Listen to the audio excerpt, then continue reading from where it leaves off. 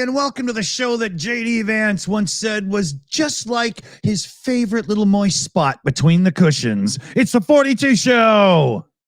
Yeah, talking of moist spots, a landlord was shocked to get back to his apartment to find out it had been turned into a chicken coop. Yes, and also we're not going to be reporting on a man who's 43 is accused of having sex with a Shetland pony after breaking into a farm. And, oh yeah, we like those stories, don't we? Seem to have become a lot. And also there was an unexpected item in the baggage area in Russia where a woman mistakes the luggage conveyor belt for the passenger walkway. Silly Ben. Yeah, that would end up where you don't want to be, but we can't quite do our normal joking around on this one because sadly for everybody in LA, this is not where they want to be. You got at least 5 people killed right now, countless others injured. Fast-moving wildfires are tearing across Los Angeles right now.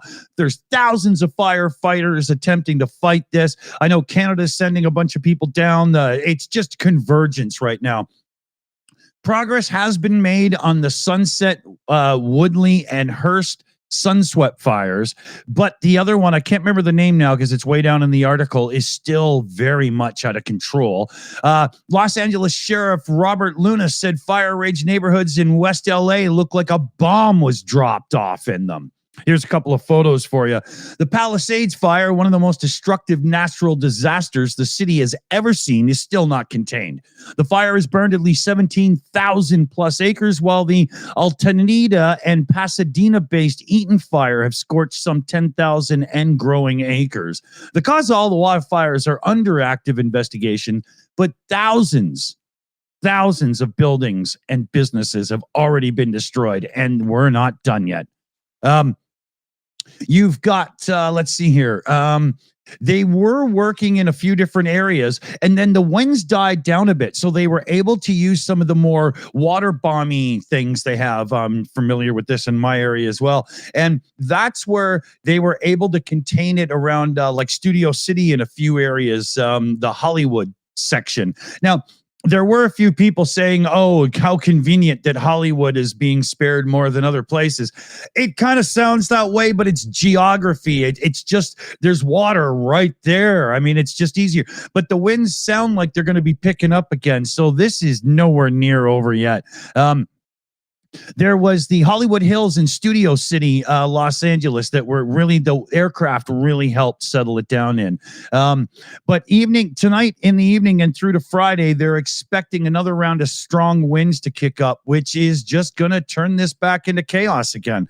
There is a little video I can play here from, I think that's AP News. We'll give them a shout because they actually deserve it. I can skip it forward here, show you a little of the stuff. So, there is like we were saying, there's a bunch of people going in to help, and there is an investigation into the cause. But I've seen this in the news where people are like, oh, the cause of this, that has to be determined and stuff. Let's get the damn thing under control and stuff before we worry about pointing fingers. What's more important, pointing fingers or saving lives?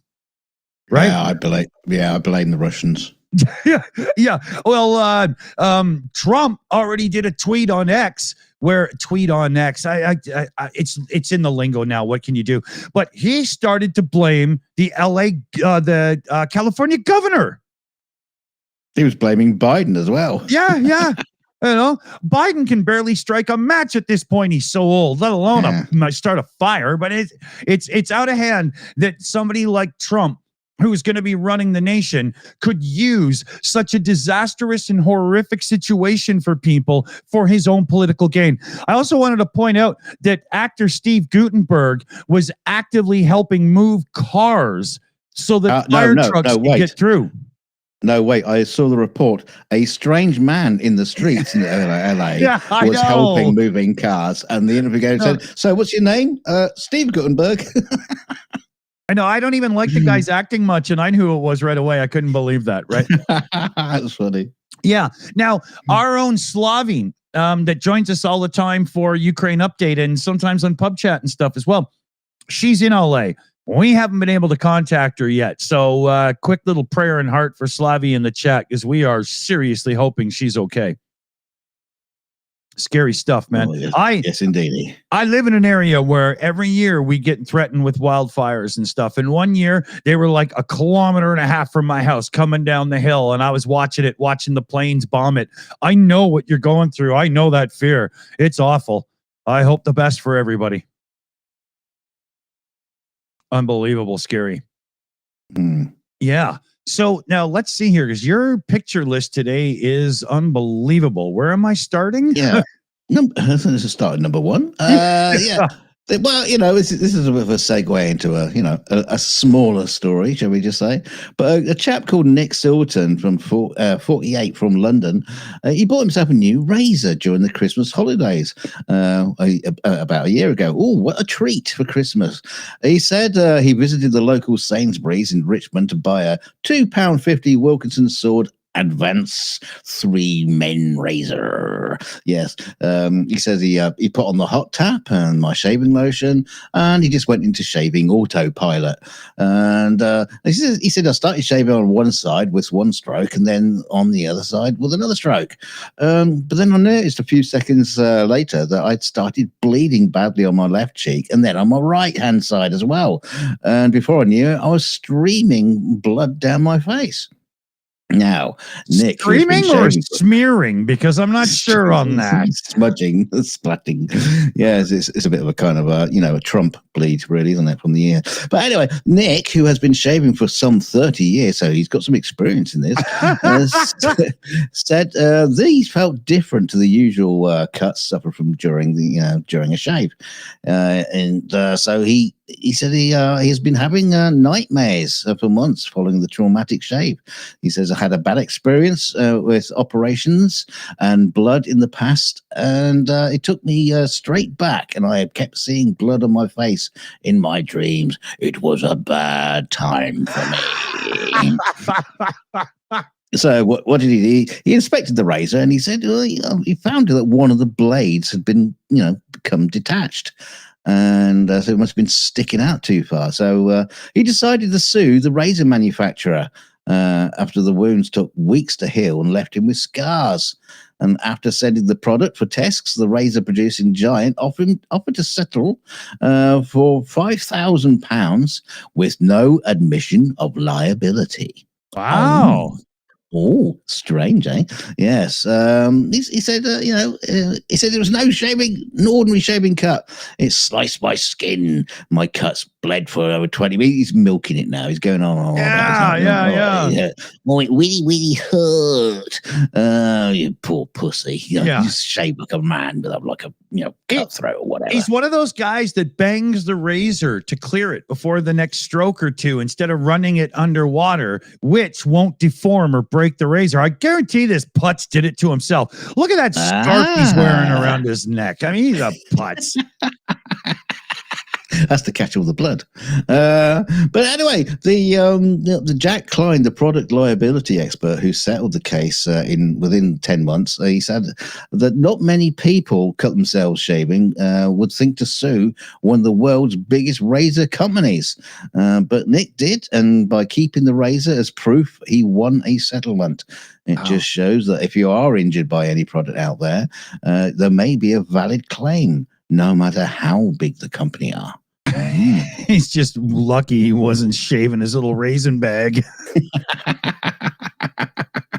Yeah, this show is being sponsored by Manscaped. Now that would have been a funny moment, wouldn't it? Manscaped, you missed a trick. Yeah, but I mean, doesn't that leave him as that guy whenever he goes into the bar now to meet a lady? He goes, "Hey, how you doing? You come here often?" And she's like, "Aren't you that whiny bitch who cut himself shaving? Like, this isn't going to work out well in the long run, you know?" How do you know? Because he's got like massive pieces of toilet paper stuck to his face. And stuck to his heel every time he comes out of the bathroom, but you know. Yeah, and his cock. That's for a different reason. Oh gosh. Well, I'll just one whiny little maggot to which whiny little maggot are you going to move on to next? Exactly.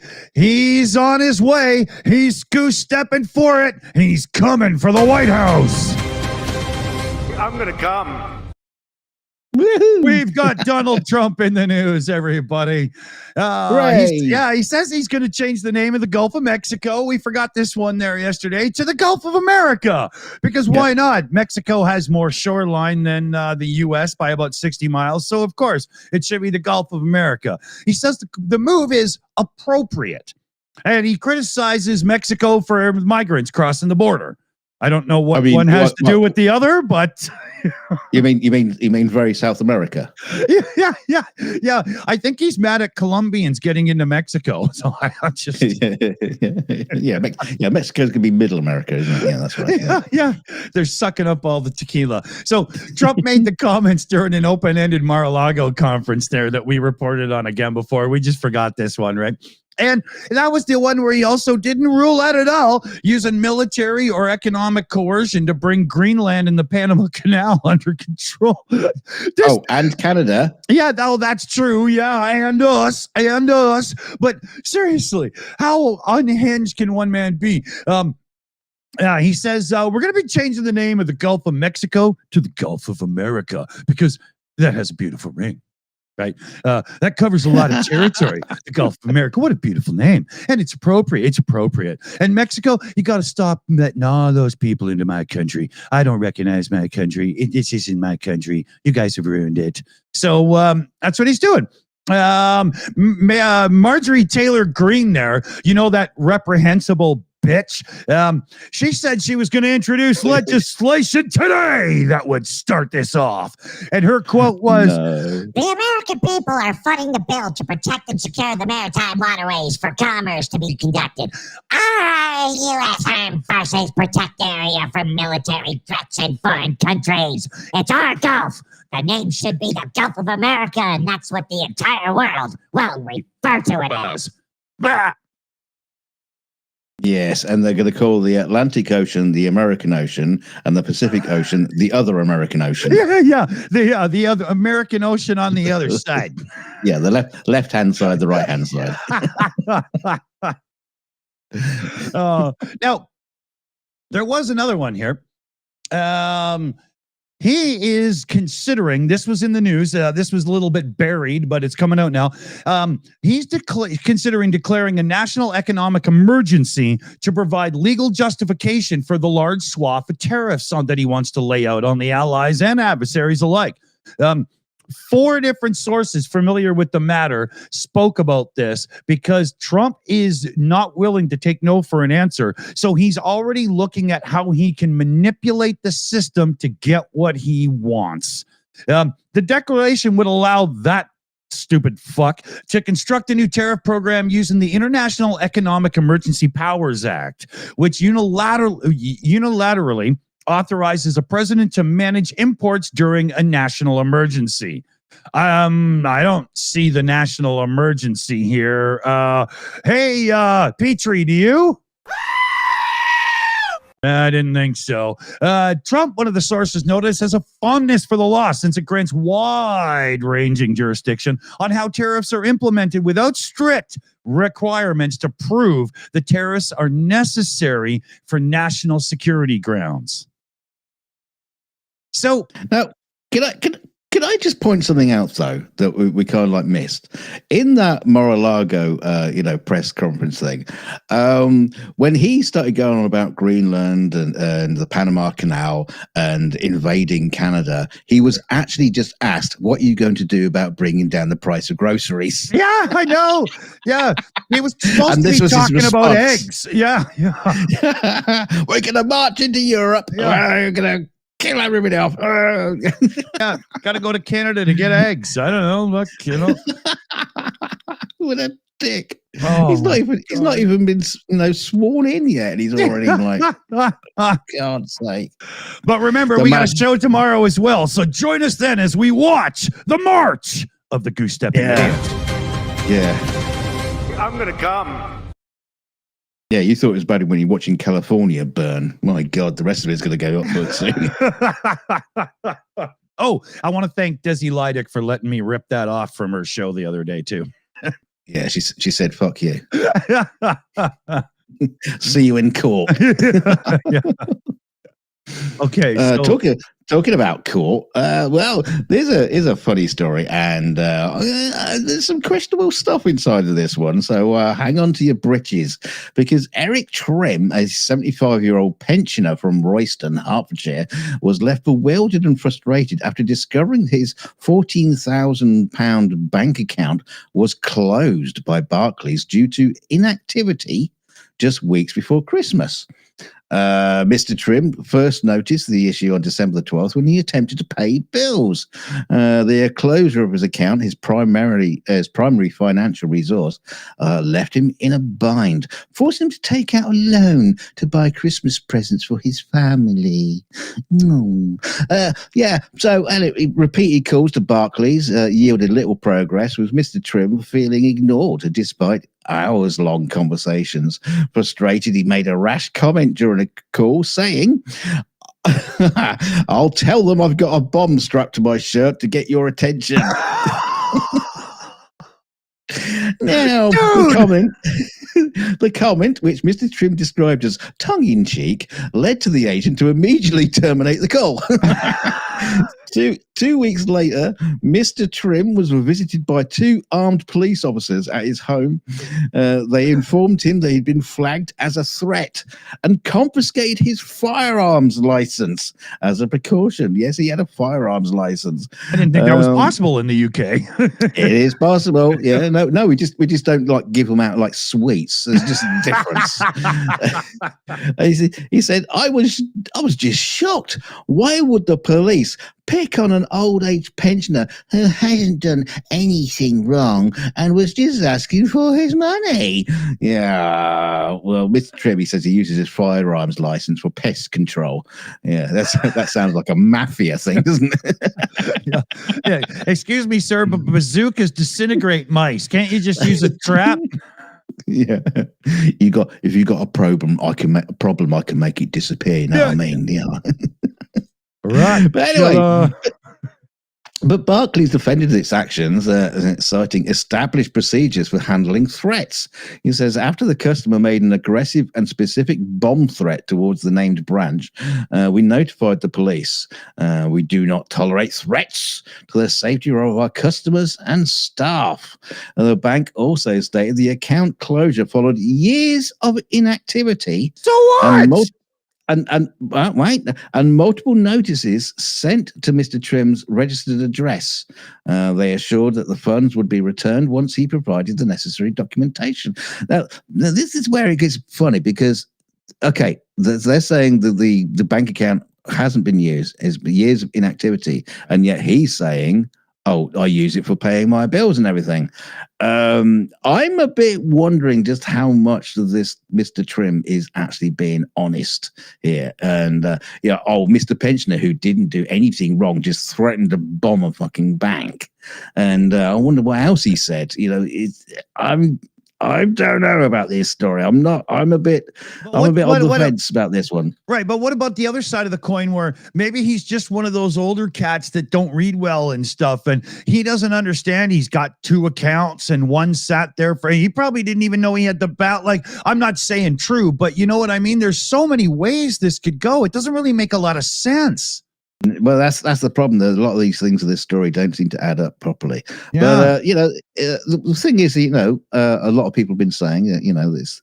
Well, he was saying it's just like out of order that the bank took this action.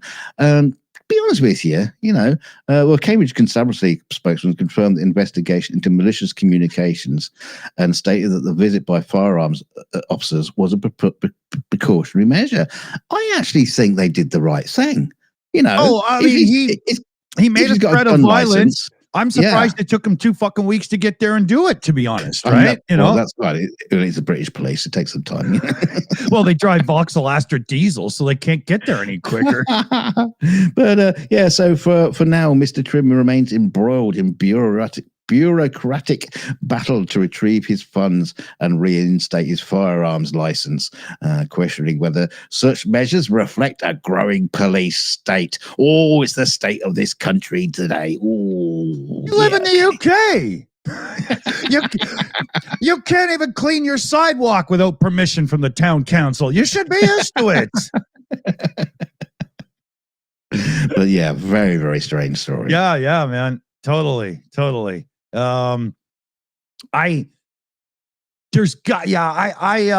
make a note of that, man. We got to figure out what happens with this guy in the future. I got to know. Oh, for sure. So let me switch over here to how do I say this? Grok? Yeah, I think so. I mean, shite. It sounds like the kind of thing that you say when you're clearing your throat because your Eastern European grandmother walked in the room and smells of Depends. I don't know. I've got a bit of grok stuck to me backside. Yeah, exactly. You know, I think they make brushes to clear that up, you know? So so you know how he originally Elon's Musk there said that Grok would have an unhinged mode, right? Where it would be way more edgy and way more let's say angsty teenager with a swearing habit, right? So it's now XAI. And there is an update on the facts page, FAQ, frequently asked questions, that says this unhinged mode is now coming. It's about to happen. And so, you know, a Grok originally was supposed to be, you know, objectional and, you know, like it was supposed to be like Musk, but digital, right? Just a pain in the ass and always saying the wrong thing in public, right? And so now it seems to be coming. And you remember he pitched it as anti-woke in the whole bit. So can you imagine if this AI actually delivers on this promise? We've got a social media platform that gives butt kiss about fact, and it's proven now that accounts that spew BS, but if Musk likes them, they get a higher priority in the algorithm. So can you imagine the celebrity fakes against Musk's and Trump's enemies and all that kind of stuff that are going to run rampant on this system coming up? I bet you can't put his name in, though. No way, man. You know, you probably can't even talk about Musk colognes in general just to be safe, right? You know, but this is that thing. There's so many people out there that buy this BS from Musk that he's about free speech because they're the people that want to say things that should have repercussions to your speech. And that's the thing. True free speech means you can say what you want, but it doesn't mean you're free from consequences. Right? So I can't wait to see what Grok is really going to pull off with this because Musk's a moron and I'm sure he's going to screw this up royally, like, you know, almost ditching Tesla as a company to make robo-taxis and robots and stuff that don't even work right because dork. Screw everything up. Oh no! I was thinking about that the other day. Can you imagine all those people who bought Teslas, you know, a few years back, and now they're kind of like stuck with them, and they're like, "I really don't want this, you know, badge. I don't want to be driving this around." I know a guy in town. I know a guy in my town who sold his Tesla Model 3. It was 3 years old because of all the Musk rhetoric. He was like, I can't be associated with this car anymore. I can't do it. Yeah. He bought one from the Nazi party instead because it's got a much cleaner look. Better image. He was going to go buy the Rivian truck, but when he got there, he discovered it's not full size like an F-150, and I don't know what he did after that. But anyway, I don't want to, because after show. You've got a story that has a real important point to it now. There's a very large important point to it. Yes, and another story that tackles what is happening to the world, what's happening to this nation. We have a snowman who is sporting a rather large icy appendage. It's caused quite a big stir at a Cheshire village. Yes, the saucy 7-foot sculpture popped up on a rugby pitch at Grappa Hall Sports Club near Warrington, and it's got all the locals all steamed up. Well, just one, it seems. One unimpressed resident moaned, "Oh, absolutely disgusted with this. Took the grandchildren on a snowy walk and don't want to have to see things like this." Get off your knees, woman, and you wouldn't be eyesight to it, all right? I was walking on the rugby pitch when I saw the snowman from a distance because it's rather large. I thought I'd take a closer look, and as it looked so impressive, as I got closer to admire it, I saw that they had given it a very realistic looking genitalia. If that's realistic to you, honey. That's barely a mushroom tip on the thing that size, honey. What the hell? That's when I thought I ought to take some photos and report it to save anyone else getting the same shock as I did. Yes, what do you do to stop people getting the shock? You take photographs and put it on the internet. But not everyone's got their knickers in the twist over it. Some commenters said, you should have just gone over and pulled it off. Give it a kick, woman. You probably did when you were young. Just remember, it's okay. Just a mouthful would have melted it, wouldn't it? That's barely enough to hang your hat on. God, what is she so upset about? I know. Oh, everybody's just like, pitching in with their little stupid little comments. But apparently the sports club has made it clear snowmen with their bits hanging out is not really what we all want to be known for. Snowcocks are right out. Should have really confused it and put a pair of tits on it as well. It's a trans snowman. Frosty the trans old snowman was a woman as well,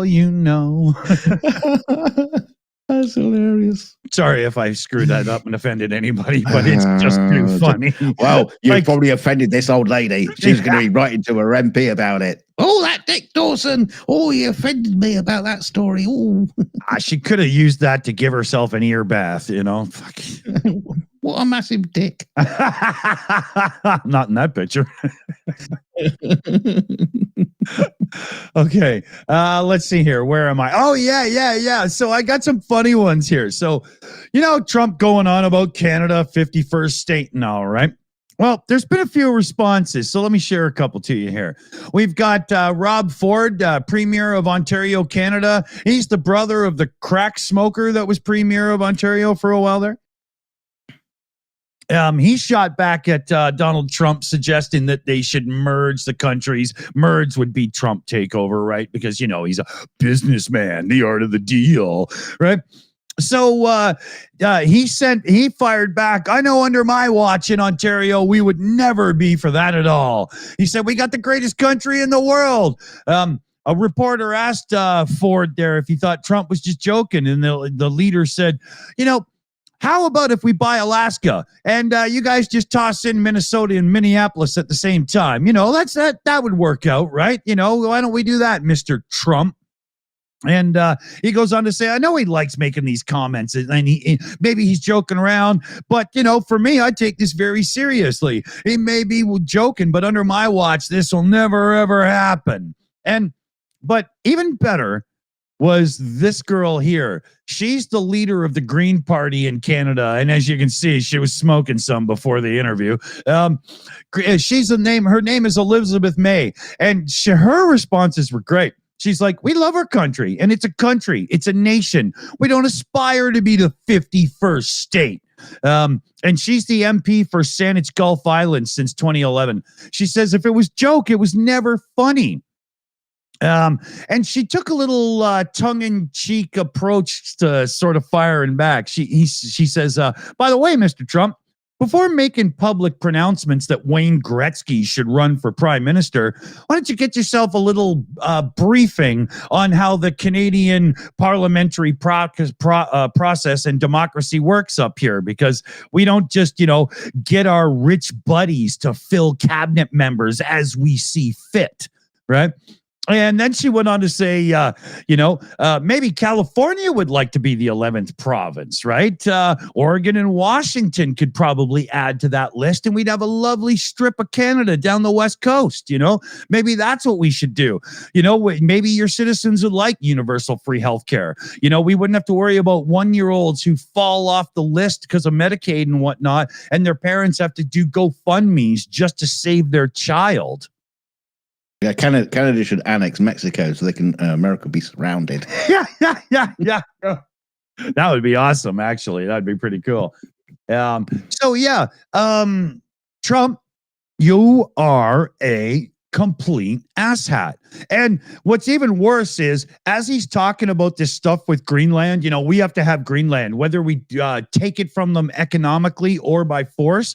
What's going on right now is that dipshit spill sperm thing he calls a son is in Greenland right now. Well, he got back. They let him out again. I think he was only there for like a day. They should have just rolled him up in a carpet and slid him down the iceberg and let the whales deal with him. Yeah, the other funny thing that Trump said about the Canada thing, he says, "Oh, it's just an artificial border." Yeah, artificially drawn line. Yeah, aren't they all? Yeah. That's, Donald, if you go to the border between Mexico and America, until you started putting up a wall, it's not really there. It's just an artificially drawn line. Yeah. And you should try telling that to the Ukrainians as well. They'll love you for that. Yeah. Trump, get on a yacht and sail, and you'll discover when you cross the equator, there's not a big broken line there. Prick. Okay, where are you going here? Talking about another prick. Yeah, North Korean dictator Kim Jong-un is known for his intense crackdowns on his citizens in everyday life. But now a popular food item has been banned. That's right, because according to reports, Kim has banned North Koreans from eating hot dogs as part of a crackdown on Western culture, slowly oozing its way into the hermit nation. Well, yeah, but without dogs being hot, meaning you're not cooking them, would North Koreans even have meat? I was going to say this is the American hot dog. I mean, dog is still on the menu. Oh, yeah. Yeah, you can still get a not poodle there. The hot dog has grown in popularity in South Korea, and probably because it's cheap and it's made of shit. But he has since declared that serving sausages is now an act of treason against North Korea. Look at that little fat sausage. It's claimed that people caught cooking or selling hot dogs could find themselves arrested and sentenced to hard labor in one of their infamous labor camps. He's sick of the staff slipping him Mickeys and sticking them up his butt. Hot dogs aren't the only food to be on the subject of crackdown, because he's also forbidden the sale of a budae, whatever it is called. It's a South Korean American fusion dish made from a broth, Korean hot pepper paste, flakes of what I don't know, what skin, kimchi, and American spam, beans, and sausage. Yes, it's just a load of shit with noodles. Spam. All of a spam. Yes, this hot pot dish, which actually the name translates to army base stew, contains hot dog meat and spam, or has been banned. Good. It just. Well, you'd be banned worldwide. Don't. Should take it to the United Nations. Never mind North Korea. That's enough of that story. Blah blah blah. Even military, even stuff. Even the Russians don't put spam in their emergency rations, man. I mean, you don't feed people spam. You don't feed dogs spam. There's nothing wrong with spam. Ah, you're British. I knew you'd say that.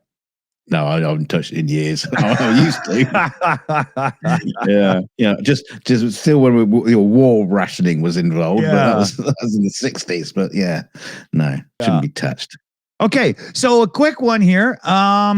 There was a few other people. There was Germany and France that are giving Trump the little, hey, back off, bitch thing too, right? So, when he started talking about using military force to seize Denmark's autonomous territory, being Greenland, German Chancellor Olaf Scholz, I do believe I'm saying that right, said the principle of the solidity of borders applies to every country, no matter whether it's a small one or a powerful one. French Foreign Minister Jean-Noel Barrot said there is obviously no question that the European Union would not let another nation of the world attack the sovereign borders of one of our countries. And Trump doubled down, saying the Arctic island is critical for national and economic security. There's something weird going on here where Trump's doing this on purpose. He knows he's just throwing darts at the board to piss people off, but I think he's doing it partially to gauge how much BS he can get away with the American people. And he's judging this on social media, I would gather, to the reactions of his posts. I'm not really sure, but this is the world of politics that I didn't think would affect me in my lifetime. And here it is right at my front door. This is not good. Well, we certainly didn't think it would be happening this fast. Yeah. He's not even in fucking office yet, Yeah. And he's already lining up his victims, Yes. Yeah, you guys out there that voted Trump in because you were all like, drunk and stumbling around like Randy Marsh in South Park during that election episode, you're going to regret this so bad. So bad. For the rest of you in America who have to put up with this crap because you didn't want it in the first place, I really feel for you.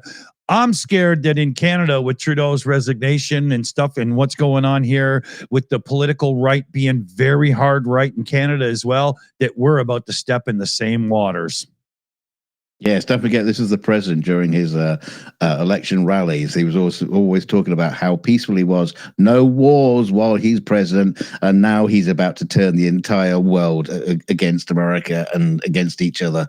What a shitbag. Yeah. Bloody orange shit given. Yes, very much so. Very much so. So we're out of here right now. We've got Annette in the chat with us. We got PJ CNET, Shayna Caldwell. Huge shout out to our team because without them, nothing happens around here.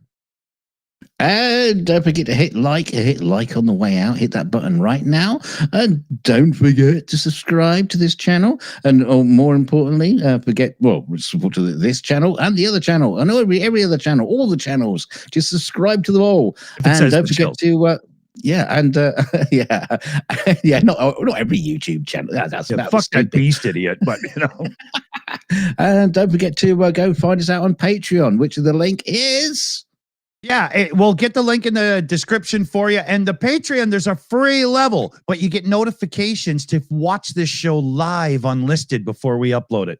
Big deal. Yes. Check it out. Big deal. Big deal. Thanks for joining us, everybody. See you soon out there. Keep your stick on the ice. Bye. Keep your dick in a vice.